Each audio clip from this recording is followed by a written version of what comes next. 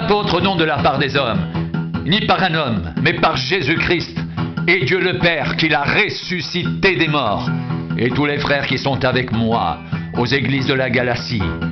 Que la grâce et la paix vous soient données de la part de Dieu le Père et de notre Seigneur Jésus-Christ, qui s'est donné lui-même pour nos péchés, afin de nous arracher du présent siècle mauvais, selon la volonté de notre Dieu et Père, à qui soit la gloire au siècle des siècles. Amen. Que la grâce et la paix vous soient données de la part de Dieu le Père et de notre Seigneur Jésus-Christ, qui s'est donné lui-même pour nos péchés afin de nous arracher du présent siècle mauvais, selon la volonté de notre Dieu et Père, à qui soit la gloire au siècle des siècles. Amen. Je m'étonne de ce que vous vous détourniez si promptement de celui qui vous a appelé par la grâce de Christ pour passer à un autre évangile. Non pas qu'il y ait un autre évangile, mais il y a des gens qui vous troublent et qui veulent altérer l'évangile de Christ. Mais si nous-mêmes, si un ange du ciel annonçait un évangile s'écartant de celui que nous vous avons prêché, qu'il soit anathème. Nous l'avons dit précédemment, et je le répète à cette heure. Si quelqu'un vous annonce un évangile s'écartant de celui que vous avez reçu, qu'il soit anathème. Et maintenant, est-ce la faveur des hommes que je désire, ou celle de Dieu? Est-ce que je cherche à plaire aux hommes? Si je plaisais encore aux hommes, je ne serais pas serviteur de Christ. Je vous déclare, frères, que l'évangile qui a été annoncé par moi n'est pas de l'homme, car je ne l'ai ni reçu, ni appris d'un homme, mais par une révélation de Jésus-Christ. Je vous déclare, frères, que l'évangile qui a été annoncé par moi n'est pas de l'homme, car je ne l'ai ni reçu ni appris d'un homme, mais par une révélation de Jésus-Christ.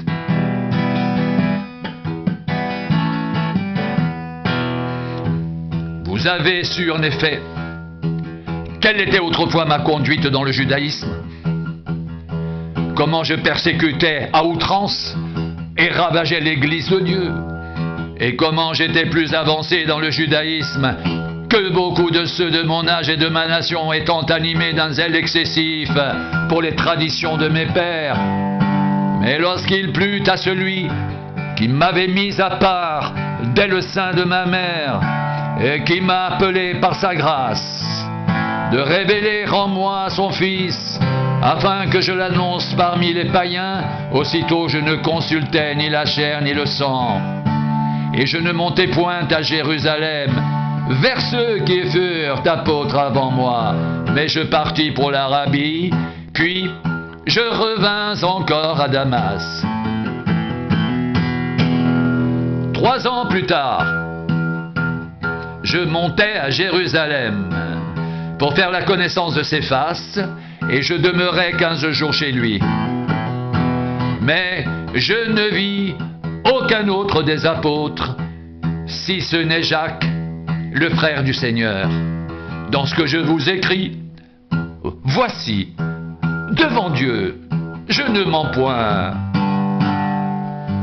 J'allais ensuite dans les contrées de la Syrie et de la Cilicie.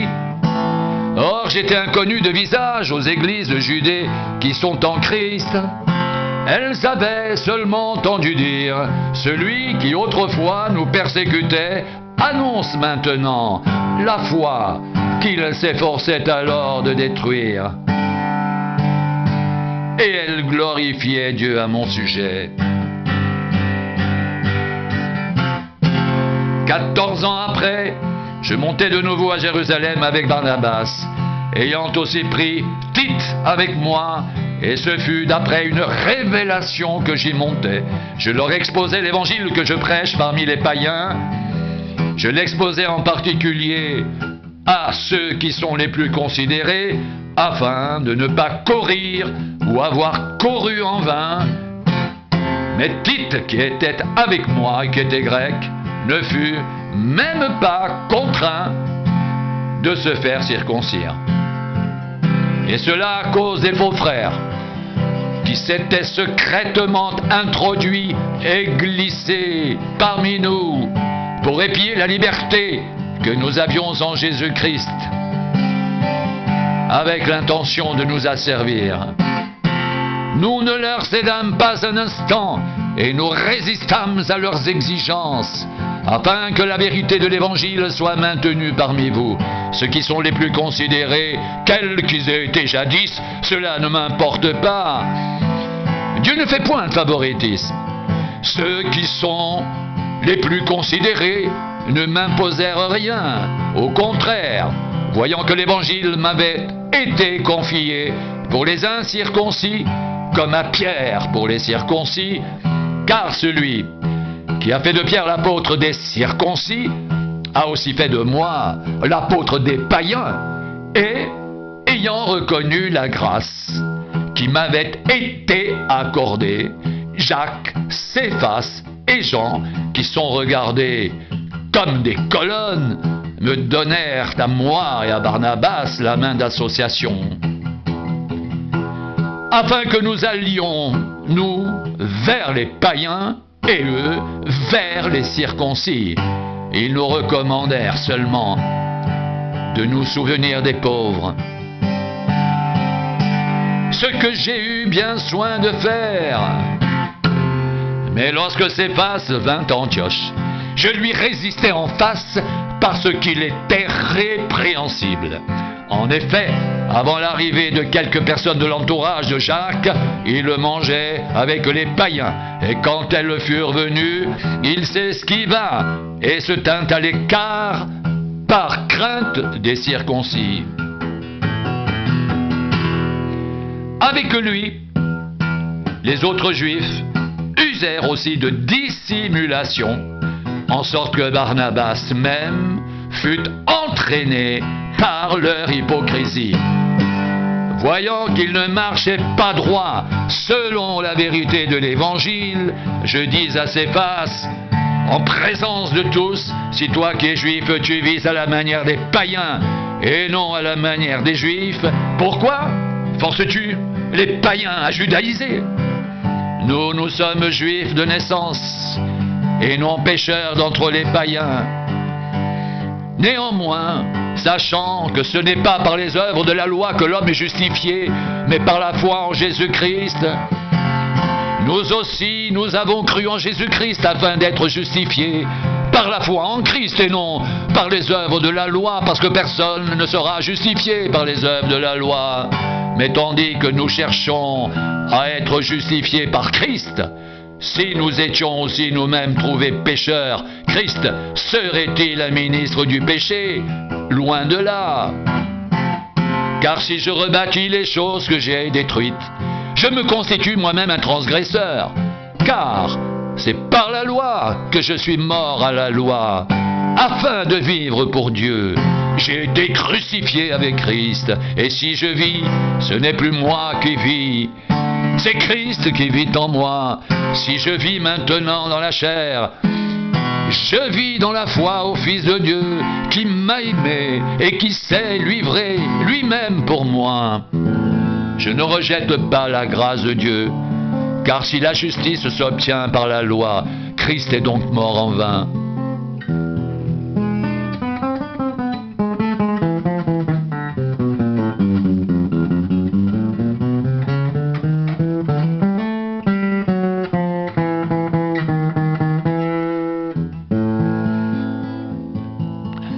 C'est par la loi que je suis mort à la loi, afin de vivre pour Dieu. J'ai été crucifié avec Christ. Et si je vis, ce n'est plus moi qui vis, c'est Christ qui vit en moi, si je vis maintenant dans la chair. Je vis dans la foi au Fils de Dieu, qui m'a aimé et qui s'est livré lui-même pour moi.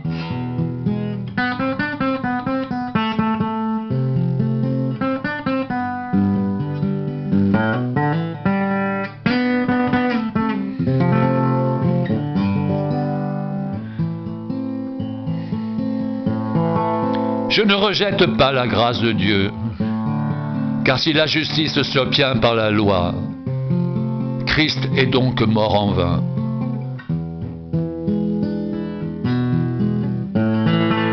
Ô Galates dépourvus de sens, qui vous a fasciné, vous aux yeux de qui Jésus-Christ a été peint comme crucifié.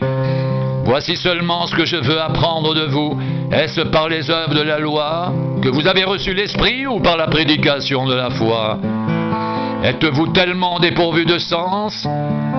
Après avoir commencé par l'Esprit, voulez-vous maintenant finir par la chair?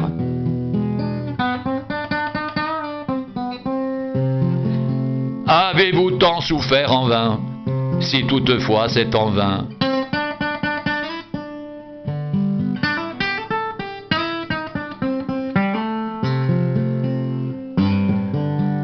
Celui qui vous accorde l'Esprit et qui opère des miracles parmi vous, le fait-il donc par les œuvres de la loi ou par la prédication de la foi? Comme Abraham crut à Dieu et que cela lui fut imputé à justice, reconnaissez donc que ce sont ceux qui ont la foi, qui sont fils d'Abraham. Aussi l'Écriture prévoyant que Dieu justifierait les païens par la foi, a d'avance annoncé cette bonne nouvelle à Abraham. Toutes les nations seront bénies en toi. Ainsi, ceux qui croient sont bénis avec Abraham le croyant. Car tous ceux qui s'attachent aux œuvres de la loi sont sous la malédiction. Car il est écrit: maudit est quiconque n'observe pas tout ce qui est écrit dans le livre de la loi et ne le met pas en pratique. Et que nul ne soit justifié devant Dieu par la loi. Cela est évident, puisqu'il est dit: le juste vivra par la foi. Or, la loi ne procède pas de la foi, mais elle dit: celui qui mettra ces choses en pratique vivra par elles. Christ nous a rachetés de la malédiction de la loi, étant devenu malédiction pour nous, car il est écrit: maudit est quiconque est pendu au bois, afin que la bénédiction d'Abraham ait pour les païens son accomplissement en Jésus-Christ, et que nous recevions par la foi l'Esprit qui avait été promis.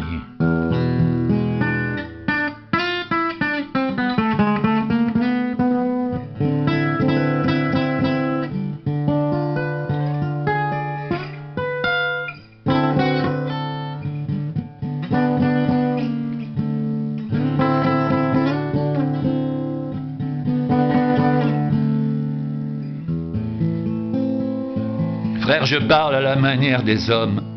Un testament en bonne forme, bien que fait par un homme, n'est annulé par personne et personne n'y ajoute. Or les promesses ont été faites à Abraham et à sa descendance. Il n'est pas dit « et aux descendances » comme s'il s'agissait de plusieurs, mais comme il s'agit d'une seule. Et à ta descendance, c'est-à-dire à Christ. Voilà ce que je veux dire. Un testament que Dieu a confirmé antérieurement ne peut pas être annulé, et ainsi la promesse rendue sans effet par la loi survenue 430 ans plus tard, car si l'héritage venait de la loi, il ne viendrait plus de la promesse. Or, c'est par la promesse que Dieu a faite à Abraham ce don de sa grâce.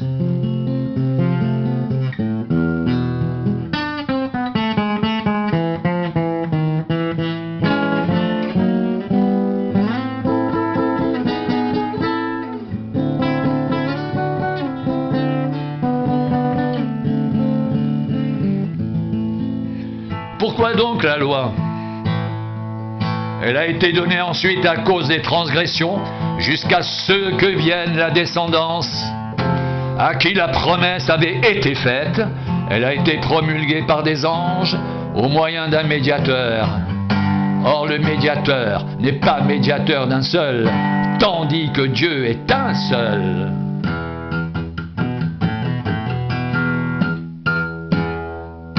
La loi est-elle donc contre les promesses de Dieu? Loin de là.